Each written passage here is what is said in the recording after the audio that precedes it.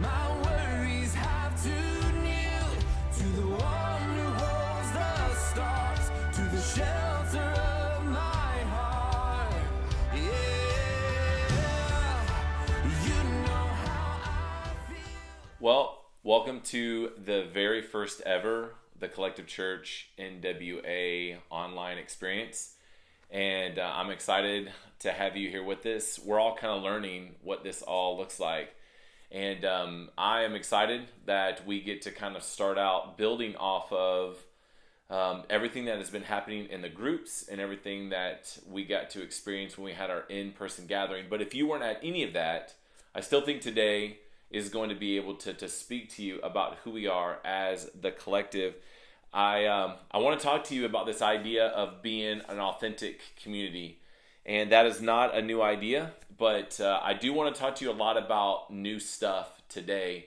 I don't always do really good with new. I kind of come across to people as someone that likes to be adventurous, or likes to try new things, or likes to be going out and doing crazy stuff. That's really not me.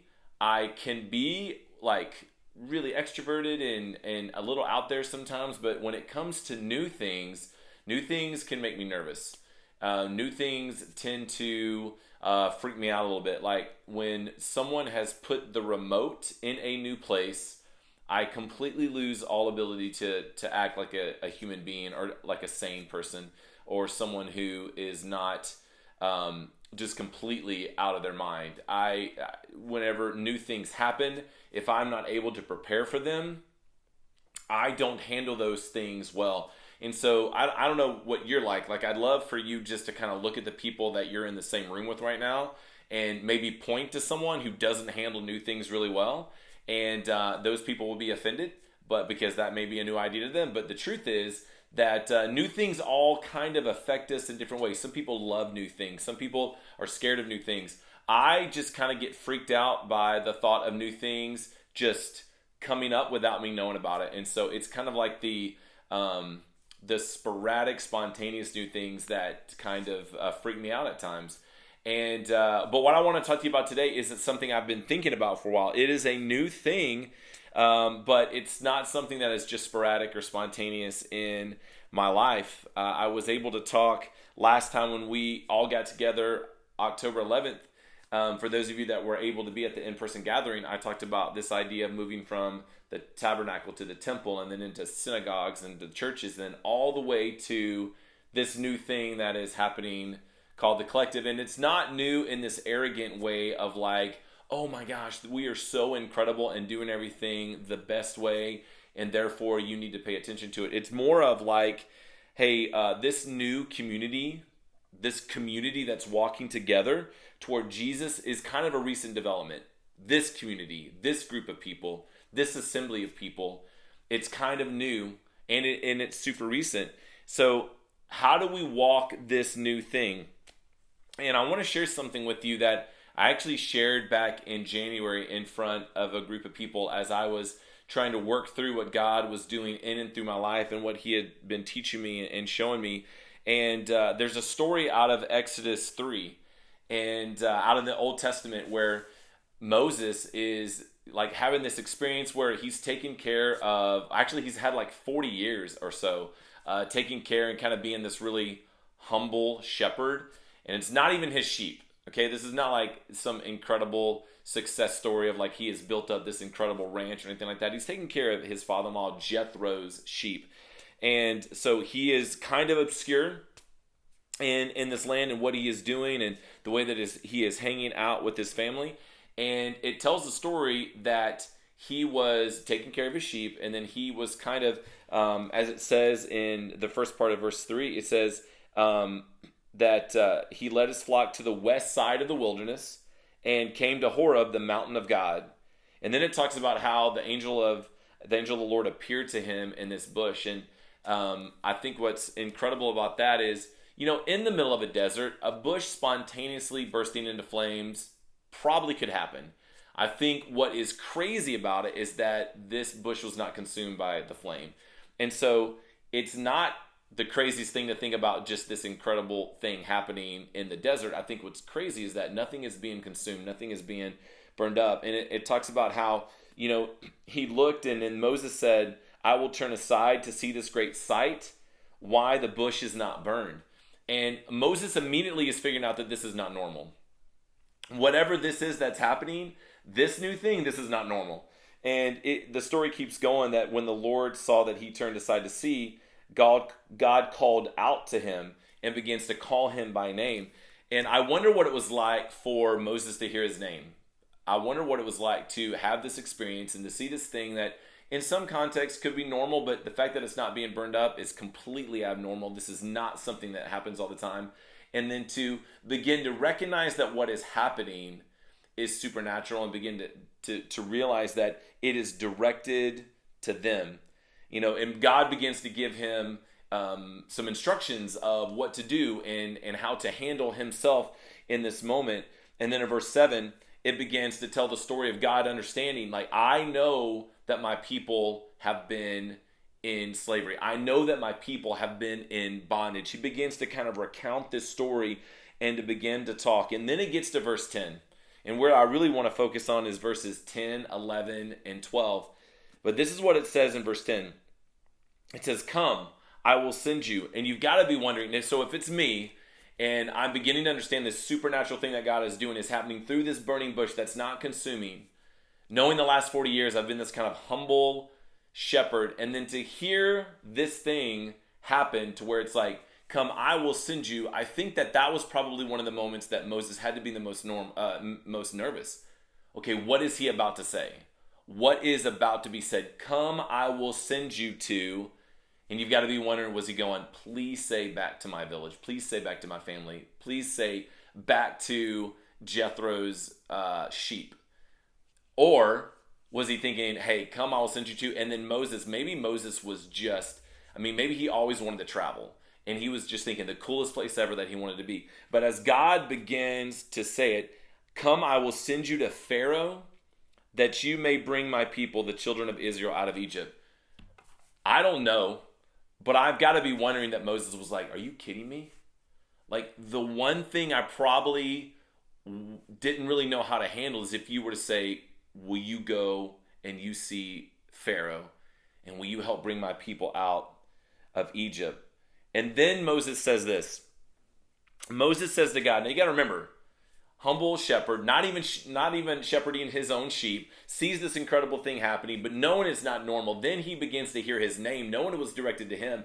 And then he hears, come, I will send you to, and then that anticipation of Pharaoh and help to deliver the people. Knowing the backstory of what all Moses has been through and the way that he was raised and the way that he was around Pharaoh and the way that, the crazy circumstances of why he had to even leave because of the fact that he killed a man and he got caught killing a man, and that he ran and for this huge amount of time had not been around that. To hear that, I wonder the nervousness and the craziness that was going in him of going, listen, I may be aware of what is happening there and I may have a history there, but this is all so brand new for me. Then Moses says this to God, and this is what I think is hilarious. He says, who am I that I should go to Pharaoh and bring the children of Israel out of Egypt? Moses is like, I think that you may have an idea that I can do something that I really can't have. And you got to be wondering, like, how much sense does it make that he's going, who am I, when he's talking to a bush and that's not burning up, knowing that this has got to be the supernatural act, and hopefully in his mindset he is completely aware that this is God, this is of God, what he is talking to and what he is talking about. But Moses said to God, who am I that I should go to Pharaoh and bring the children of Israel out of Egypt? So Moses is standing there, and at this point in history, it's his point in history, but at this incredible point of history, he is listening to God, and then he has a choice to make. And is his next step going to be one of obedience? Because this is probably what's happening. He probably had a ton of insecurity. He probably had a ton of guilt and shame. He probably had a ton of thoughts like, I have never done anything like this before. I've just been looking at sheep for the last 40 years, and they're not even my sheep. He's probably been like, this seems too big, too huge for this to be something that I am a part of. And what's funny is God doesn't answer his question. And I think that's so funny that like God hears him say, who am I that I should go to Pharaoh and bring the children out of Israel, out of Egypt? And then God says this, but I will be with you. He doesn't even answer his question regarding Moses of, but who am I? He just answers the question of connection. He answers this question that Moses has with, I am connected to you in such a way, and that is your answer. And he says, but I will be with you, and then this shall be the sign for you, that I have sent you. When you have brought the people out of Egypt, you shall serve God on this mountain. I think it's hilarious that Moses asked a question and God didn't really answer it. Now, for me, that infuriates me when I ask a question and no one answers it. When I send a text to my wife or to my kids or anybody like that, when they answer it but never refer to the question, I literally want to throw my phone across the parking lot. I cannot handle it. I want to hear my question answered with a very specific, direct answer. Moses asked this question, has got to be wondering, I'm waiting for God to tell me all the reasons why I'm the man or why he thinks I can do this. Like, answer the question, who am I? And God says this, but I will be with you. He knew exactly what to say to Moses. And then he goes on to say, and this sign shall be the sign for you. So now he's going, okay, Moses, now I'm beginning to kind of give you a little bit of a picture that I have sent you. So this is the sign that I have sent you. When you have brought the people out of Egypt, you shall serve God on this mountain. God is saying this, you will know when you see people go from slavery to rescue. Moses is asking all these questions, and God is just, he's got to be like, I mean, it's got to be like crazy cool to actually just have a conversation with God and to not just completely make it this poetic, Hallmark card moment, but just to practically have this conversation with God of like, who am I to send me out to do this new thing? Yes, I'm aware of these people. Yes, I have been there before. But the truth is, who am I to go and do this thing? And God says, but I will be with you. I'm going to answer your question of doubt and insecurity with an answer of connection. But I will not be sending you on your own. I will be with you. And this is how you're going to know that you're in the right place. This is how you're going to know that this is what I have sent you to do. That people will be moving from slavery to freedom, from slavery to rescue, from bondage to rescue. And so the challenge for us is that as Moses stood there at this point in history, listening to this incredible thing that was happening, he had a choice to make. Is he going to move forward in obedience where he's going, who am I? Or is he going to move forward in obedience knowing that God is going to be with him, that I will be with you, and guess what? I've given you a sign to know that this is something that you were supposed to do. People are going to move from bondage to rescue. God's response to who am I is you are connected to me. I've talked a lot about James 4:8, draw near to God and he will draw near to God and he will draw near to you. That idea of connection has radically changed the way I think about God. And even in this, Moses is hearing him say connection. Connection is going to be the key of why you're the person for this. And then you will know me because life change is going to occur. Slavery and bondage will turn to rescue and freedom. Now, it doesn't mean that these people were going to make all the right choices. But what it is showing is that they were leaving a place of bondage and they were moving to a place of freedom. They had choices to make after they received that freedom. But God was saying, I am going to see people move, and I'm going to see people move out of that, and they will be able to serve God on this mountain. Now, here's what I want you to do right now. So you've heard this story of Moses, and you've heard this story of God and the way that they've connected and the way that they're talking through. And I'm going to give you a few minutes, and here's what you're going to see on the screen. And some of you might be watching this by yourself. Some of you may be watching this with a few other people. It may be with your family. It may be with someone that you invited over. I'm not really exactly sure who you're watching this, but here's what I would love for you to do. I would love for you to take a few moments and to have kind of an interactive time where you ask some questions. You're going to see the questions up on the screen, and you're going to see like a countdown. Now, that countdown is not to pin you into that time. It's just a suggestion. You're going to hear light music in the background while the answers are up, or while the questions are up on the screen. And then about the last 15, 20 seconds, the music will get a little bit louder to let you know as the countdown comes down that you're about to see my face again, and we're about to talk a little bit more. And so I want you to know that that's about to happen, and I would love for you to turn to whoever you're with and to begin to have this interactive time where you talk through these questions. And then we're going to come back and we're going to hear some more and do some more as we look at what we're supposed to learn and how we're supposed to be obedient out of this passage. All right? Take a few minutes and talk to each other about what you have learned so far.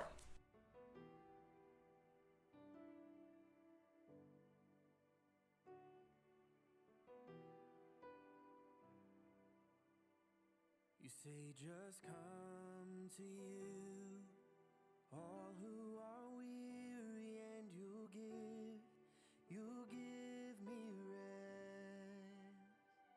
You say just lean in close, lay every burden at your feet, here at your feet.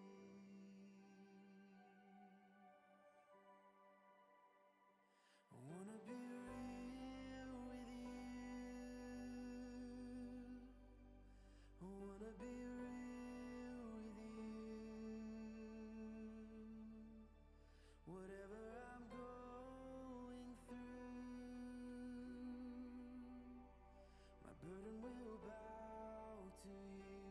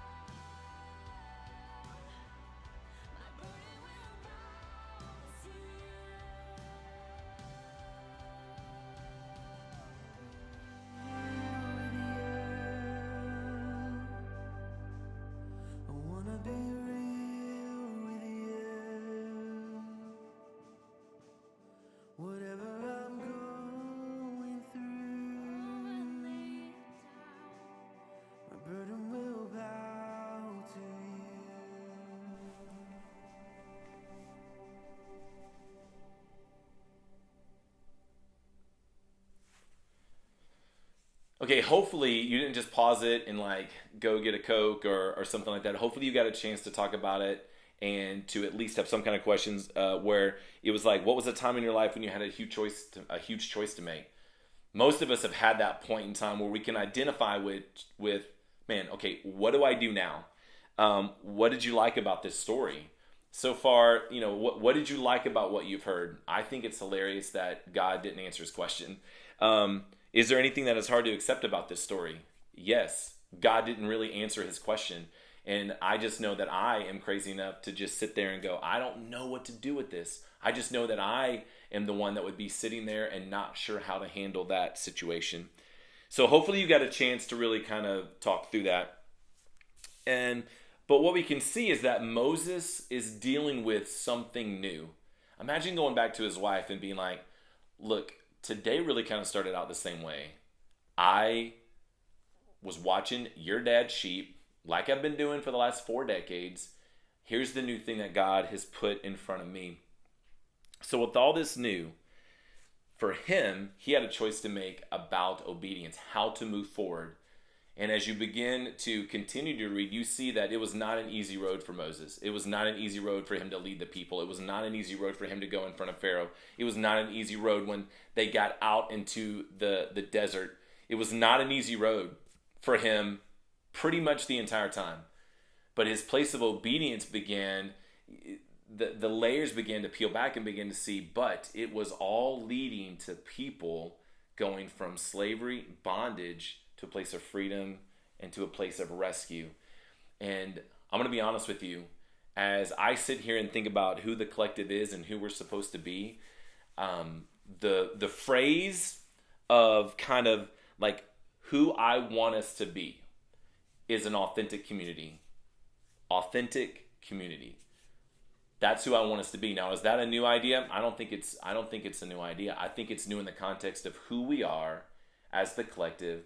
And as we're trying to move forward in obedience, that we want to be an authentic community, and we want to be authentic. We want to be genuine and real as we are experiencing this community, when we get to come around each other and to be a part of each other's lives. And then what I want us to be known for is that we're going to engage communities to authentically connect with God and to each other. So what I want us to be known for is that we are engaging communities to authentically, to genuinely connect to God and to each other. Again, these are not new things that other churches haven't done, but for us coming together at this point in history, as God is putting this in front of us, we get to walk forward out this new thing that he is doing in and through us, and in and through this collective, this group of people coming together for a common purpose. And with all of this new, what does that mean for us as our identity? Well, it means that we get to know who we desire to be. We desire to be an authentic community. We desire to be an authentic community for those of us who we know of, and for those of us we don't know and don't know yet. When Moses stood at this point, there was this point where he had to decide how he was moving forward, and he moved forward, as the story rolls out. As he goes in front of Pharaoh and does most of the stuff, most of the time he is rolling out. He's not perfect, but he's rolling out the path in front of him in a way that he gets to be obedient. And he is walking out this new as authentically as he can. What do we want to be known for? That we're going to engage all communities to authentically connect to God, to connect with God and with each other. Now, when you throw words around, that begins to get hard. When Moses started talking to his family, he had to have been like, I'm about to say some stuff I don't even really know that I've got figured out yet. I'm about to say some things that we're going to have to really process and to work through. But the new thing that God was doing in him had to have been, like, I wonder what the moment was like when he stood in front of his family and just said, y'all are never going to believe this. What did Moses want to be known for? Who did Moses desire to be? I believe he got to walk those things out as he was being obedient to what God was calling him to do and who was calling him to be. So when we hear the words engage, we want to be involved. We want to be involved and participate in life, in community, with people. Communities, well, who are communities? What does that mean? That means people, families, individuals. Authentic, what does that mean? It means to be real and genuine, that that who we are supposed to be, we will be. And then to connect. We want to see people love God with their heart, their soul, their mind, and their body. So who do we desire to be? We desire to be an authentic community. And what do we want to be known for? We want to be known to engage all communities to authentically connect with God and to each other. I want us to stand at this point in history in who we are. And to really stand before God, there's no burning bush. I'm not Moses at all. But we are standing in this point where we can learn from what Moses did. Moses had a point where God was beginning to do something that only he could do, and he chose to do it in this way. And he was able to get in front of Moses and say, this is what I want you to do. And Moses had this moment of, who am I? I can't do it. I'm going to be honest with you. I've had like 57 of those moments since all this has started with the collective of, who am I? You know, my story in January was I thought God was going to be taking us to one place. And I had that moment of, who am I to be doing this? And shared almost this exact message. And now, as I've been walking this out with the collective for the past couple of months, I'm like, who am I to be doing this? Like, man, who am I to, if God is really wanting to do this to authentically see people connect and to communicate and to share stories and life, man, who am I to lead the charge on this? Who am I to lead this thing? And I've had so many moments like that. And what I've got to remember is that God wants to answer the question with this, but I will be with you. I don't feel like I'm the person for this job, and I believe God says, but I will be with you. I don't think that I'm experienced enough to do this job, but God says, I will be with you. And I want to challenge you on that too. I'm beginning to see that work out in my own life, but I still have moments of doubt where I'm like, my gosh, can I even do this? And I've got to remember that God stands before me saying, but I will be with you. And here's how, Chuck, I believe you're going to see that this is exactly what you're supposed to do and to be, is that you're going to see life change. You're going to see people move from bondage, from slavery into freedom and to rescue. And that may be salvation, where people come to know God as Savior. That could be people just understanding that they have been performing for Jesus for so long that they just want to genuinely connect with Him in such an intimate way that it leads them to live their life in a way that they never thought possible. It might be the idea of husbands and wives and families being connected, and at the core and at the central part of who they are is Jesus Christ, is God, and what they are trying to walk out in obedience. I don't know what the rescue is. I don't always know what the freedom might look like in each and every person's life, but I know that we all probably have opportunities where we are in bondage and held in slavery, and we're not rescued. And I believe God wants to allow that rescue to happen in each and every one of us. And so as I look in front of God, I go, God, here's what I want to see. I want to see people's lives changed. I want to see people realize that there is a rescue, that there is freedom that is out there, that we get to pursue you, knowing that you want to pursue us, and we get to walk forward in what that looks like. So as we get done with like this first time, and as this first kind of online experience, the reason I wanted to talk about this is at the first in-person gathering, I talked to you about this idea of going from the temple to the tabernacle to the synagogues and the churches and to the assemblies, and now who we are as the collective. And now I just want you to know this, that I'm not Moses, but I can definitely relate to what it feels like to stand in a place in history and in time, and to feel like God is telling you something, and to put something in front of you, and you be like, I don't really think that is exactly what I can do. And I don't know that this is the time for me. I don't know that this is like, what is this? I'm very aware of Northwest Arkansas. We've been here for a long time as a family. And so for God to have us kind of back here, or to stay here, or whatever, to look at it, it's almost like God has brought us full circle to say this is a new thing that I am doing. And I'm not saying that it's better than anything. I'm not saying it's better than or not better. What I'm saying is that I know what God is doing now is a new thing. And my questions I bring to God, what's comforting for me to know, even though I may not get the answer I want, is that God is saying this, but I'm with you. But I will be with you. And here's the sign that I am with you and that you are doing what you're supposed to do. Lives will be changed and people will experience rescue. And that's my prayer for who we are as the collective. That's my prayer for you. I'm still working out the way that looks in my life. So as the leader of this church, as the pastor of this church, I do not have this concept down 100% 24/7. I still struggle in this at times. And I want to see us as a community, as a collective, as a group of people coming together to share a common purpose and to walk forward in obedience is this, that we live out who we're desired to be, who we are called to be, an authentic community, and that we will be known for engaging all communities to authentically connect with God and with each other. All communities is your neighborhood, it's your family, it's your friends, it's the world, it's everything that we do as a church, I believe, develops around community, and we get a chance to be a part of that. So this was important for me to share with you today. Exodus 3 is important for me to share with you today, and so I want to read it to you one more time. I just want to kind of read verses 10, 11, and 12. This is God. Come, I will send you to Pharaoh that you may bring my people, the children of Israel, out of Egypt. And I hope all of us get to experience this moment where we stand before God and we know that he is telling us to do something that may freak us out a little bit. And that he's telling us to do something that we have this moment of, verse 11. But Moses said to God, who am I that I should go to Pharaoh and bring the children of Israel out of Egypt? Moses knew it was a big deal. And that's probably why he had this question of who am I? I hope big deals are placed in front of you where you go, God, listen, who really am I to do this? How can we have these moments together with God, individually that we're having these moments with God, but collectively come together and experiencing what it's like to live these moments out together in community? And then God says this, but I will be with you, and this shall be the sign for you that I have sent you when you have brought the people out of Egypt. You shall serve God on this mountain. I hope that we see people experience rescue, and that the collective gets to be a part of that. And the collective gets to be a part of the story that people have of what rescue has looked like and how rescue has come to be in their lives. So to wrap up, I want to always kind of send you to another time where you get to talk. So let's just say that you're about to go to lunch, and most of you probably will about to eat lunch. And you guys know, if you've been around me for a few minutes talking about the collective, that meals are a big deal. Over the next meal that you have, I want you to screenshot what you see on the deal, or maybe you talk about it just right now as soon as you see it on the screen.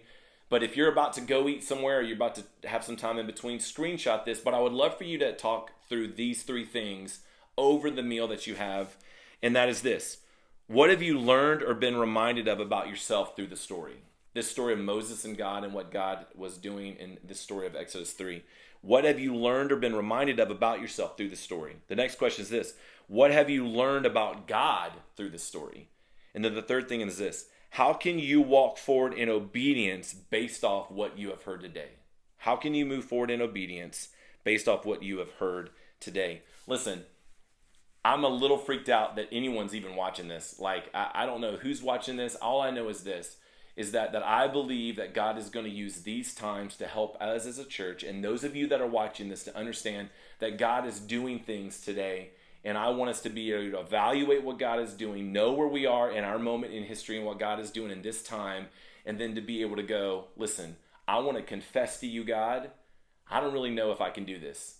And I want us to be willing to be curious and confess that. But to be willing to hear him say, but I'm going to be with you. And then hear him give that evidence of what it looks like to move from slavery and to slavery to freedom. So look, thank you so much for today. I look forward to us kind of hanging out and having these kind of times as these show each week. Have an incredible day. I would love to know if there's more information that you want to have about the collective or about who we are, about what it means to truly connect to God. And so you can do that. You'll see it up on the screen. This is my email address, and just email me, and I'd love to have a conversation with you about anything that has to do with this lesson or about the church or about anything that has to do with God. So you have an incredible day today, and I can't wait to see you next week.